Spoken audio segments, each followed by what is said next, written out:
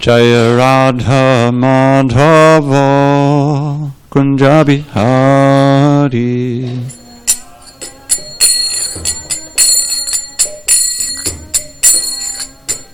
Jaya Radha Madhava Kunja Bihari.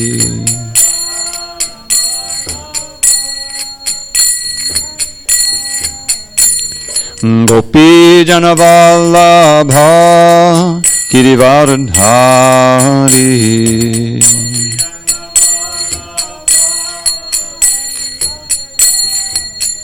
Jaya Gopi Jana Vallabha Girivardhari.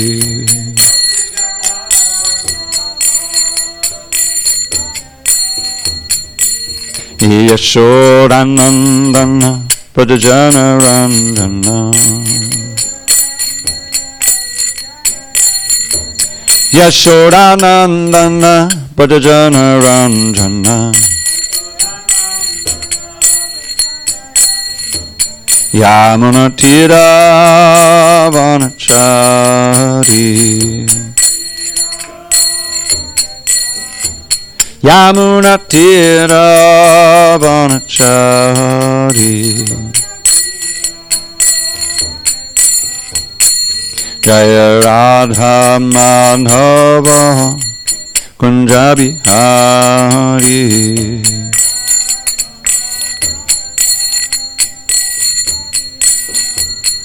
Jaya Radha Madhava Kunja Bihari.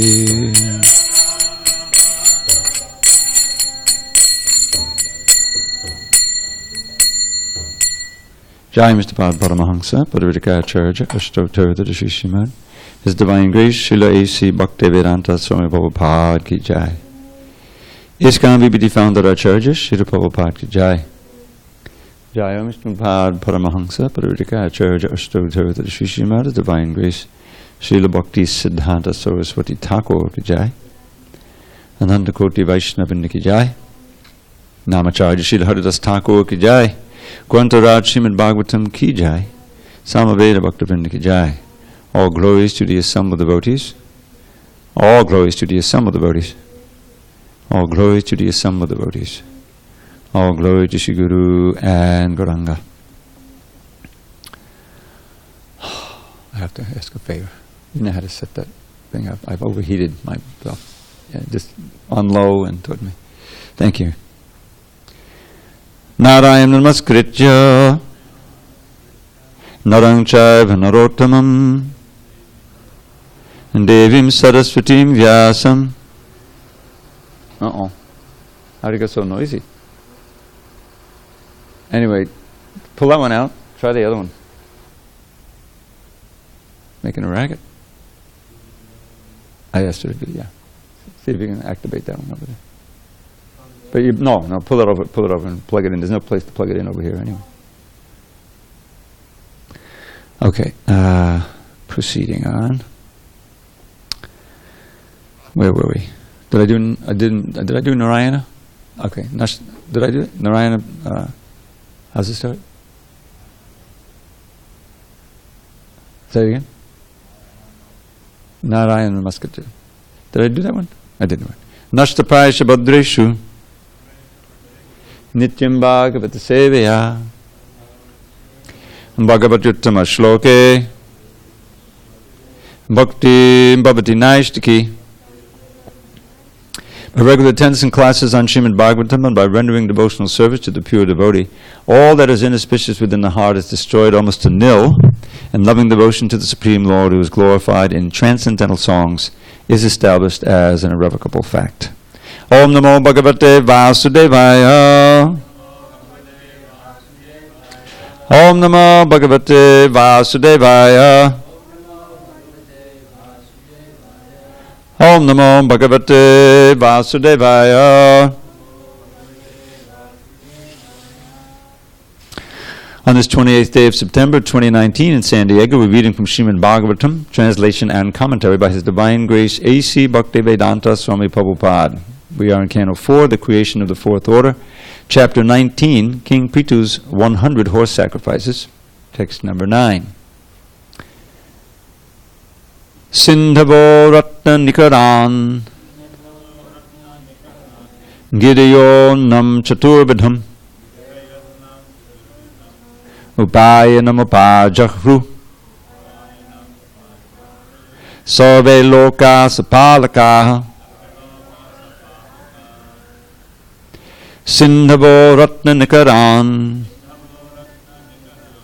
Gideyo nam chaturbadham Upayanam upajahru Sarve loka sapalakaha Sindhavo ratna nikaran Gideyo nam chaturbadham Upayanam upajahru Sarve loka sapalakaha Sindhavo ratna nikaran Gideyo nam chaturbadham Upayanam upajahru Sarve loka sapalaka Dharmaraj. Sindhavo ratna nikaran Gideyo nam chaturbadham Upayanam upajahru Sarve loka sapalaka Sindhavo ratna nikaran Gideyo nam chaturbadham Upayanam upajahru Sarve loka sapalaka Sindhavo ratna nikaran Gideyo nam chaturbadham Upayanam upajahru Sarve loka sapalaka Sindhavo ratna nikaran Gideyo nam chaturbadham Upayanam upajahru Sarve loka sapalaka Sindhava, the oceans, ratna nikaran, heaps of jewels, Gideyaha, the hills, annam, eatables, chaturbadham, 4 kinds of, upayanam, presentations, upajahruhu, brought forward, sarve, all, lokaha, the people in general of all planets, sapalakaha, along with the governors. Translation. King Prithu was presented with various gifts from the general populace and predominating deities of all planets. The oceans and seas were full of valuable jewels and pearls, and the hills were full of chemicals and fertilizers. 4 kinds of edibles were produced profusely. Purport.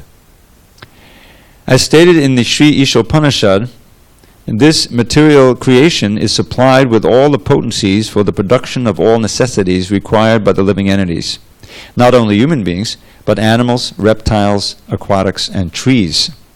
The oceans and seas produce pearls, coral, and valuable jewels so that fortunate law-abiding people can utilize them. Similarly, the hills are full of chemicals so that when rivers flow down from them, the chemicals spread over the fields to fertilize the 4 kinds of foodstuffs. These are technically known as charvya, those edibles which are chewed, lehya, those which are licked up, chushya, those which are sucked, and peya, those which are drunk. Prithu Maharaj was greeted by the residents of other planets and their presiding deities. They presented various gifts to the king and acknowledged him as the proper type of king by whose planning and activities everyone throughout the universe could be happy and prosperous.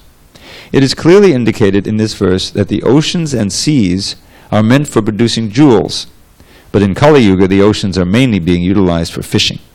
Shudras and poor men were allowed to fish, but the higher classes, like the Kshatriyas and Vaishyas, would gather pearls, jewels, and coral. Although poor men would catch tons of fish, they would not be equal in value to one piece of coral or pearl. In this age, so many factories for the manufacture of fertilizers have been opened. But when the personality of Godhead is pleased by the performance of yajnas, the hills automatically produce fertilizing chemicals, which help produce edibles in the fields. Everything is dependent on the people's acceptance of the Vedic principles of sacrifice. Om jnana timirandasya jnanandana shalakaya chakshu unmidatam mena tasmai shri gurave namaha. I was born in the darkness of ignorance, but my spiritual master Srila Prabhupada opened my eyes with the torchlight of knowledge. I offer my humble obeisance unto him and all members of Sri Parampara. So this is interesting, because King Prithu, until now, we've heard of his engagement with the earth, how the earth was failing to give any grains and the people were starving because of the previous reign of King Vena, who was, well, maybe he's the model for what we have today. Anyway, I don't want to get into that. But he was just the opposite of what you want in a king. Someone who thought he was God, who stopped the yajnas from happening. The Brahmins were suppressed. True, the dacoits and the robbers were also hiding because he was very strict with them. But he was very bad for the prosperity and spiritual advancement of the people in general, because he was atheistic and he was actively suppressing the spiritual elements of society. So he had to be removed, and we know the story, by the Brahmins. If the Brahmins are corrupt, then the whole society goes to hell. It's because they're meant to be the head. The ideal society, it's like there's a phrase in English called the body politic. Have you ever heard of that? It's like the society is recognized to be like a body with all these elements working together for maintenance and prosperity. So that concept is coming from the Vedas, where it said that the Brahmins are the head of society, Kshatriyas are the arms for defense, the Vaishyas are the belly, kind of for producing foodstuff, and the Shudras are the legs, manual labor and that kind of thing. All the elements are important, but the head is the most important, obviously. If the head is mad or it's not there, then what kind of society do you have? So that's what happens when the Brahminical class becomes corrupted. And that happens periodically, just by the force of time. Krishna mentions it at the beginning of the 4th chapter. He's describing how he spoke the Bhagavad Gita to the sun god millions of years earlier, and it came down to Manu, and down to Ikshvaku, who brought it into human society, and down, by disciplic succession. But evam parambara praptam imam raja shayo vidhu sakalena mahata yogo nashtak parantapa. This science was understood by the Rajarshis. It's a very important concept. Not just a king, and not just a rishi, but a king who is a rishi. A king who is wise. The kings are also meant to, the Kshatriyas are also meant to study the Shastra. But generally they're moved by the mode of passion. They're fighters and things. So they need to be advised by the completely peaceful and uncorrupted Brahmins. Now, the Brahmins, I remember the wealth of the Brahmins, Prabhupada said, is their austerity. In other words, because they're not corruptible, they can't be bought off. Therefore, they can speak truth to power without, feeling that it's going to affect their livelihood or whatever. Because they're self-employed. And they're ready to live extremely simply. I hear so many lectures of Prabhupada, and periodically he's talking about great advisors, pundits like Chanakya Pandit. Chanakya Pandit, Prabhupada learned those sayings of Chanakya as a child, and he would often quote them. And so, who is this Chanakya Pandit? He was advising, who is it, Chandragupta? A king. And so, sometimes the king doesn't like the advice, so he refused to follow one advice, and he said, all right, I quit. I quit. If you're not going to follow my advice, goodbye. Whereas some other, corrupted Brahmin would say, okay, as long as you pay my maintenance, you can do whatever you want. Then the corruption takes place. So Krishna describes that in this verse. I spoke it to the sun god, it came down parampara, the saintly kings, Rajarshis understood it in that way, but sakalena mahata yogo nashtak paranta. By the powerful force of time, the science as it is appears to be lost. And so I'm coming again in order to speak it again. Yada yada dharmasya glani. When dharma becomes corrupted, dharmasya glani becomes prominent, then I appear in order to reinstate dharma, protect the devotees, annihilate the miscreants who are eclipsing dharma, violating dharma. So this is periodic. More often, however, he sends his representatives. Here he has an expansion, or a Shakti-abesh, an incarnation who's really a jiva, but he's highly empowered by Krishna's energy, so he's doing these amazing things. All for the benefit of the praja, for the benefit of the people in general. So they can get back on the track of real dharma, because Krishna wants us to be happy again. Rather than mucking around in this material world, repeatedly dying and suffering all kinds of things and going down, being deluded, he wants to try to save us. And that means knowledge. We have to receive proper knowledge, and from the proper source who embodies that knowledge, and then we can be inspired to follow and reform our ways.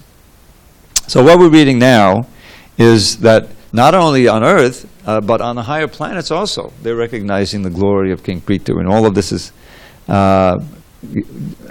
predominating deities of all the planets.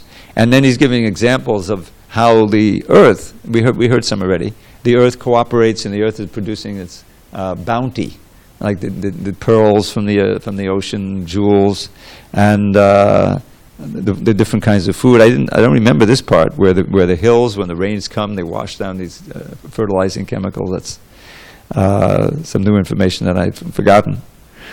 But the whole idea is everything works nicely. It's all arranged until human beings mess it up, as we are now. Because ordinarily, all the animals and things, they work by instinct.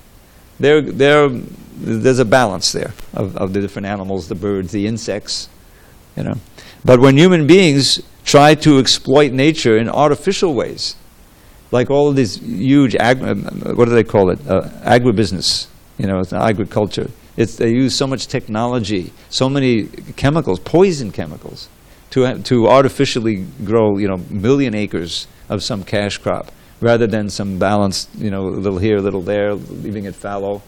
There's an art and science to sustain agriculture, but they're ruining the earth.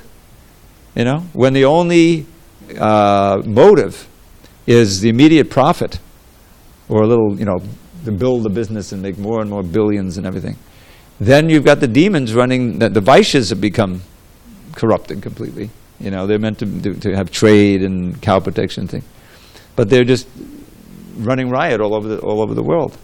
And it's actually the Vaishya class, who is the third class, who is even corrupting the Kshatriyas. When you have billionaires buying off the politicians. And so this is what we have today. You can see the need for Rajarshis, for real Brahminical class. This was one of Prabhupada's motives, to create a Brahminical class who could then advise the leaders and somehow push back on the evils of Kali Yuga. So I'll just go through a few things here.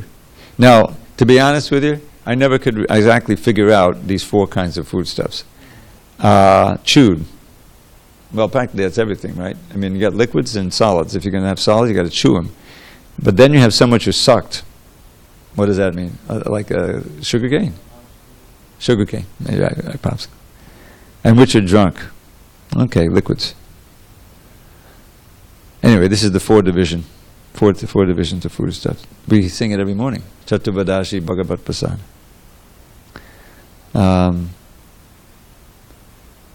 Okay, so one of the things here is the acknowledgement of the king.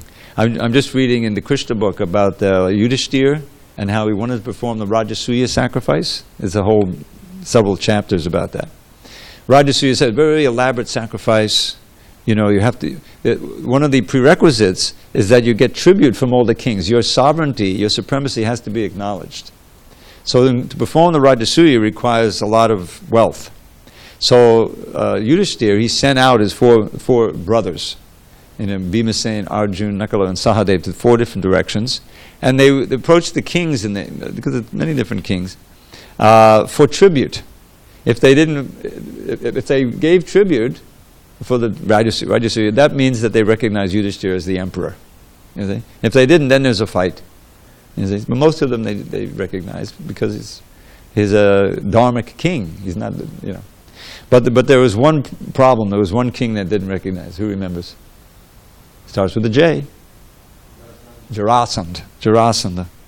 Yeah, he was a big demon, and he thought he had defeated Krishna because he had fought him 18 times and been completely defeated. I mean, you can see the mentality of these demons. They don't want to accept defeat. Somehow or other, will come off the bat. And so he has his army wiped out 17 times, and then the 18th time, this is all in Mathura, before Krishna made Dwarka. So it's actually very dramatic, because the transition from Krishna's Vrindavan Leela to Mathura Leela, actually. So one thing I noticed when I first read Krishna book is that Krishna, as a coward boy, as a Vaishya, he kills so many demons, but he never uses any weapons. You notice that? He killed Putana, sucked the breast. He kills Trinavarta by choking him. He kills Vatsasura by throwing him up, like he did with Dhenukasura. Aghasura, he went inside and choked him from inside, right? And you go through, even Keshi, put his hands inside, a lot of choking going on. And the bull, Arishtasura, he kicked him, Some others, no weapon, because he's not a Kshatriya. He didn't use a weapon. So then he goes to Mathura. He kills Kamsa by punching him and pulling him down. No weapons, although he did use the tusk of the elephant that he killed. So it's kind of moving toward weapons, but still not a regular weapon. And then after he kills Kamsa, so then he sets up, he releases his father, he sets up Ugrasen as the king, and he sends Nanda back. It's very moving, without him, so that's a whole traumatic thing. Nanda and the cowherd men, the cowherd boys. So now he's there with Balaram in Mathura. So after some time, Jarasandha attacks Mathura because his daughters were married to Kamsa. Now Kamsa's killed, so his daughters are widows. They can't be married again, so he's got to take them back. So he was very upset. He and Kamsa were allies. So he just said, Krishna, I'll wipe them out. So he has all these akshauhinis. I forget how many. It's thousands of elephants and horses and infantry and riders. It's a huge army. And he brings it, and the residents of Mathura, they know Krishna as, kind of a young boy, They don't know all of his glories yet. And so the whole place, the whole city is surrounded like a big ocean. So Krishna goes out with Balaram walking, he and Balaram walking with a small squad of soldiers, okay? And everybody's up on the roofs and watching, what's going to happen here? So then the transition takes place. He calls from the heavens, 2 chariots come down, one for Balaram, one for Krishna. And then he gets on that chariot and it's got full of weapons. He's got the bow and the arrow and the chakras, and it's marked with the flag of Garuda. And I think Balaram's is with Hanuman. No, that's Arjun. Balaram's with, I forget what he has. Anyway, so there's 2 chariots. They get on the chariots and they go into the midst of the enemy army. And it's just like the people are saying, well, this is like a big ocean, just take, what's going to happen? So he starts shooting, and it's like some supernatural, fire thing, and they're just kind of annihilating the entire army. Elephants dying, everything. It's like a river of blood, and the heads are moving up and down. It's like pretty ghastly. But it says the sages, they're very happy because they're all sent back to Godhead. I mean, it's like... But the only one left is Jarasandha. Everyone else is dead. Thousands and tens of thousands, millions. And so he's alive. They arrest him, bind him up, he's very humiliated. But they don't kill him because he wants them to go back and get another army because he's relieving the burden of the earth, of all the demons, so these demonic armies. 17 times it happens. Now how could, wouldn't he maybe I can't defeat him. All right, well, maybe I'll make an alliance, maybe I'll surrender. No, demons never surrender. So the 18th time, Jarasandha's come back again, but there's another army. I think was been incited by Narada to keep things moving. There's Kali Yavana. Kali Yavana, he's in Lecha, he's outcast, so he is untouchable. You don't want to kill him even by touching him. He's got millions, so they're attacking from 2 sides, So Krishna says with Balaram, oh, we have a problem. We'll be absorbed with Jarasan, and Kalyavana's army will take over Mathura. We'll be absorbed with Kalyavana, and Jarasan will capture all the residents of Mathura. We have a problem. So what he did was he ran from he and Balaram ran from first with Krishna, running from the battlefield. There's a name for it, Ranachor, one who runs from the battle. And here's Jarasan saying, oh, he's scared now, Now he's finally realized my power. So they're going after him. And many, many years ago, before I joined, I believe, I saw this movie called Butch Cassidy and the Sundance Kid. Did anyone hear that movie yet? It's kind of an old movie. But it's just like that. They must have read the Bhagavatam. Because he goes up, and then it's funny, because then Krishna says, oh, they're getting a little tired, Krishna and Balaram, so to relax themselves, they climb the mountain. To get some rest, they climb the mountain. Pavarshana, where it rains a lot, that's what the mountain is. So they're going up the mountain, and Jarasan's armies are following. Then they get, so they can't find them. So they light this fire. And Krishna and Balaram jump off the mountain, it's like 8 miles or something, into the water. And then, they get back to Mathura. And Jarasan thinks that, oh, they're dead. We just burned the whole top of the mountain, they're finished. So he goes back to his kingdom. He thinks Krishna and Balaram are dead. So that he finally conquered them. So that's his mentality. So then he goes back, and there's Kalyavana's army. So he does the same thing with Kalyavana. He runs through without any weapons. And Kalyavana is moral enough to also run without any weapons. This is the thing with the Kshatriyas. If someone has no weapons, you have to fight with your bare hands. So he's running. He can't quite catch Krishna. He's running again into the mountains. He finally, Kalyavana goes into a cave, and he sees there's someone sleeping there, and he kicks him. He thinks, oh, Krishna's resting, I'm going to kick him and I'll kill him. It's actually not Krishna, it's Muchukunda. It's a whole story. There's a great fighter who helped the demigods, and his only benediction was, let me sleep. So he's sleeping, but the benediction was, if someone wakes me untimely, I just look at them and I'll burn to ashes. So that's what happened. Kalyavana kicked him, woke him up, he looked at him, and that was the end of Kalyavana. Then there's a whole thing where Krishna comes out from behind the rock, and Muchukunda offers him all these prayers. It's a wonderful story. So then he goes back, and I think he wiped out Kalyavana's army, and then went back to Mathura. But the point is that he manifested this Kshatriya spirit, and what is he doing? He's ridding the earth of like thousands, millions of demons, and in order to finally reinstate Yudhishthira on the throne, and so that things would be better. But Kali Yuga is coming anyway, and so Yudhishthira's grandson, or Arjun's grandson, Parikshit, he eventually takes over and holds back Kali, but then Kali still has a place, and it's become prominent the last 5,000 years. So this is what we're reading here, and it wasn't automatic. They had to get rid of Vena first. It was a struggle, right?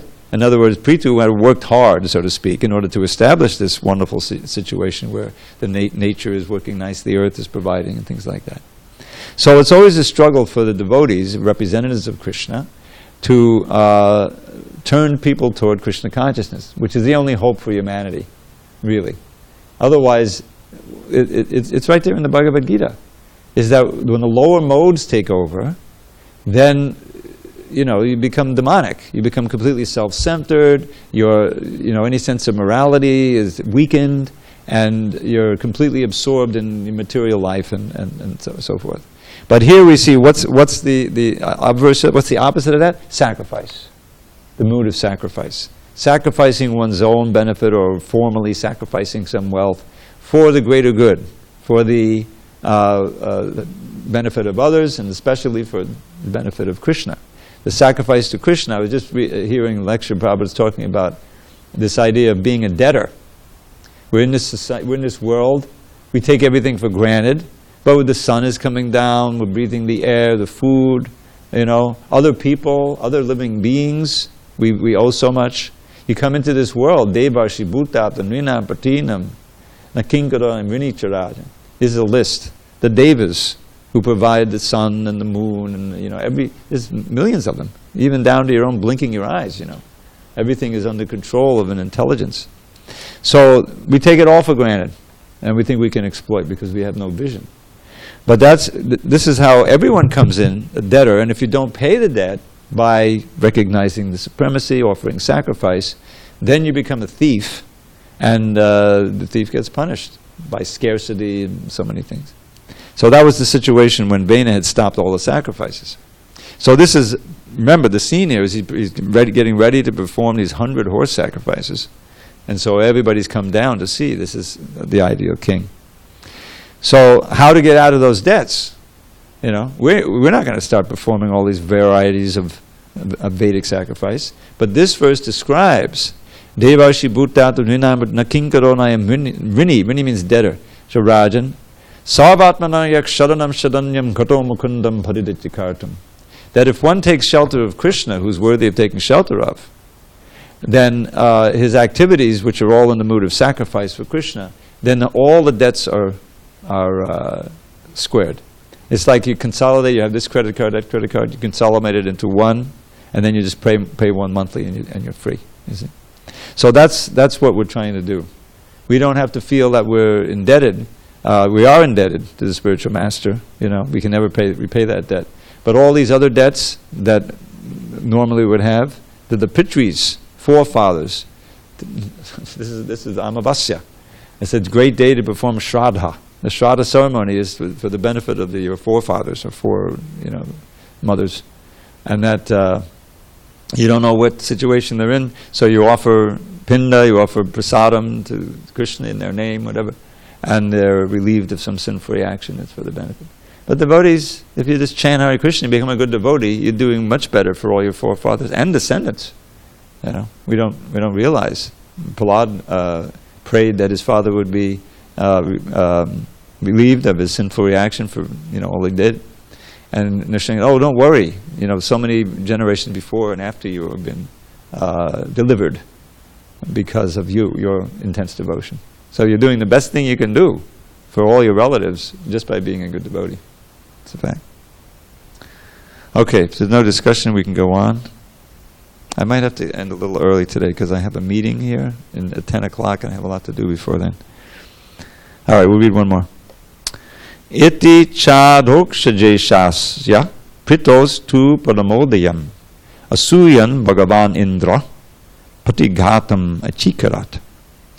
King Pritha was dependent on the Supreme Personality of Godhead, who is known as Adhokshaja. Because King Pritha performed so many sacrifices, he was superhumanly enhanced by the mercy of the Supreme Lord. King Pritha's opulence, however, could not be tolerated by the King of Heaven, Indra, who tried to impede the progress of his opulence. Purport: in this verse, there are three significant purposes expressed in the words Adhokshaja, Bhagavan Indra, and Pritha. Maharaj Prithu is an incarnation of Vishnu, yet he is a great devotee of Lord Vishnu. Although an empowered incarnation of Lord Vishnu, he is nonetheless a living entity. As such, he must be a devotee of the Supreme Personality of Godhead. Although one is empowered by the Supreme Personality of Godhead and is an incarnation, he should not forget his eternal relationship with the Supreme Personality of Godhead. In Kali Yuga, there are many self-made incarnations, rascals, who declare themselves to be the Supreme Personality of Godhead. The words Bhagavan Indra indicate that a living entity can even be as exalted and powerful as King Indra, for even King Indra is an ordinary living entity in the material world and possesses the four defects of the conditioned soul. King Indra is described herein as Bhagavan, which is generally used in reference to the Supreme Personality of Godhead. In this case, however, King Indra is addressed as Bhagavan because he has so much power in his hands. Despite his becoming Bhagavan, he is envious of the incarnation of God, Prithu Maharaj. The defects of material life are so strong that due to contamination, King Indra becomes envious of an incarnation of God. We should try to understand, therefore, how a conditioned soul becomes fallen. The opulence of King Indra was not dependent on material conditions. As described in this verse, he was a great devotee of Adhokshaja. The word Adhokshaja indicates the personality of Godhead who is beyond the expression of mind and words. However, the Supreme Personality of Godhead appears before the devotee in his original form of eternal bliss and knowledge. The devotee is allowed to see the Supreme Lord face to face, although the Lord is beyond the expression of our senses and beyond our direct perception.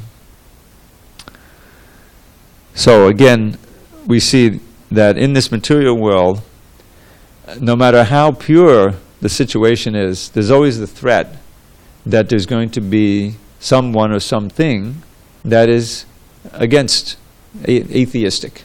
Now Indra, of course, is a devotee, but he has these tendencies to forget his proper position and to become controlled by his passion. So here he was, his position. The idea is that, not the first time either, King Indra is afraid that Prithu will become so powerful by these 100 horse sacrifices that he'll take over his position.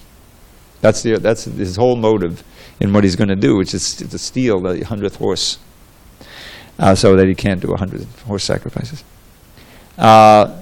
So this inevitably happens in the material world, is that even though Krishna may be here, or there's an incarnation, when Krishna was present, there were so many countervailing forces who didn't recognize his supremacy. What to speak of in the Kali Yuga? However pure something is, it's always threatened by the nature of Kali Yuga. So even though we learn from the Shastra that there's meant to be a 10,000 year period when Lord Chaitanya's movement is ascended, and there's actually kind of an oasis, if you will, in the Kali Yuga, where people are devotees and devotee association is ruling. Eventually that ends. It means that the forces of Kali Yuga, the forces of time, will degrade it. And then you don't want to be around. You read the 12th canto, it describes what it's like. If it's anything like we have now, can you imagine? I mean, it's hard to imagine another 427,000 years. Here, on this side, come on. Ooh, please. That's the lady side. That's all right. Of further degradation, at the rate we're going. But that's what we learn from the Shastra. So we're reading about an incarnation named King Prithu, who was empowered to rule the earth so that prosperity reigned, people were very happy, And so, but even though he was reigning, there was the king of heaven, Zeus, who was called, or Indra, who became envious and tried to impede his rule or impede his sacrifices. So Prabhupada deals with the word Bhagavan here, and then we'll end in a few minutes. The Bhagavan is a word that means possessor of opulence. Ace, move 3 feet that way, please. Yeah, sorry. You just stay. Bhagavan means possessor of opulence, and Bhagavan normally means, we find in the Bhagavad Gita, I forget how many times, 80 times or something, it's Sri Bhagavan Uvacha, which means, Prabhupada's phrase, I think he was the first one to use the Supreme Personality of Godhead. It has a lot more weight to it than just God. God, there are many gods, demigods. But there's only one Supreme Personality of Godhead who possesses all opulences in full. And what are those opulences? They're summarized in 6. Aishwarasya samagrasya viryasya yashasakshya jnana vairagayaschaiva shannam bhaga itingana. So, shannam bhaga itingana, sorry. So these begins with Aishwarya, which is normally understood to be wealth. That's certainly an opulence. That's what we normally call opulence. Aishwarya also means controlling power. It comes from the word Ishvara. So controlling, if you have a lot of wealth, you can control. Viryasa, physical strength. And it also includes other kinds of strength, sensual strength, every kind of strength you can imagine. So God has that in unlimited degrees, just creating all these universes, that's part of it. Yashashak, fame. Now, many people, by this time most people have heard about Krishna, but even if they don't, they know the word God. There's some understanding that there is a God, even if you don't believe in him. So God is the most famous person in the world, in the universe. And so his fame is unlimited. And Shriya, beauty. This quality is not often understood in the Western conception of God, because you think, oh, God can't have a form because that limits him, or you can't define it. But Krishna displayed this astounding, unlimited beauty in all kinds of ways. So beauty is attractive. These opulences are attractive. And knowledge. So God is commonly known to be omnipresent, omnipotent, and omniscient. So the omniscient means he knows everything. As he says in the Gita, Veda hamsamatita ani, I know everything that's happened in the past, everything that's happening now, and everything that will happen in the future.